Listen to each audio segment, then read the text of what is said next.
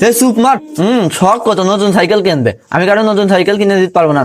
আর আমি সেই টাকা খরচ করে ফেলেছি, ওই টাকা তো আমারই হক। বাবা মায়ের রেখে দাও, আমার তো আমারও হক আছে, আপনি আমাকে ঠকাচ্ছেন কেন?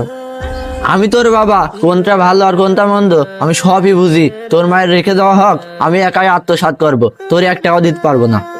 বাবা এটা তো রীতিমতো জুলুম করা হচ্ছে। বান্দার হক যদি বান্দাকে না দেওয়া হয়, আল্লাহ তাকে হাসরের ময়দানে কঠিনভাবে বিচার করবে। পরে চিন্তা পরে দেখা যাবে না, এখনকে চিন্তা এখন করছি। তুই এখান থেকে যা তো, আমার জ্বালাস নে।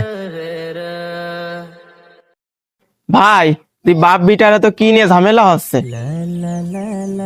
কাকা মায়ের রেখে দাও, আমার তো আমারও হক আছে, কিন্তু বাবা আমাকে ঠকাচ্ছে, সেই কথাই বলছি। এই হারামজাদা, এই সব কথা সব জায়গায় বলতে হয় নাকি? চুপ মার। যা বলা ঠিকই তো বলছি। ভাই বাবা হওয়া মানেই সবকিছুর জায়েজ নয়।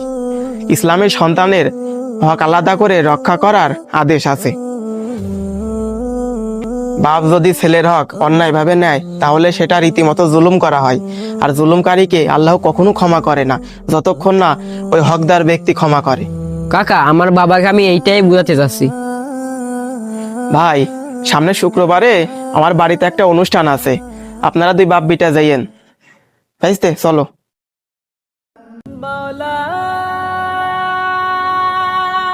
বাপ যদি ছেলের হক অন্যায়ভাবে নেয় তাহলে সেটা রীতিমতো জুলুম করা হয়। আর জুলুমকারীকে আল্লাহ কখনো ক্ষমা করে না যতক্ষণ না ওই হকদার ব্যক্তি ক্ষমা করে।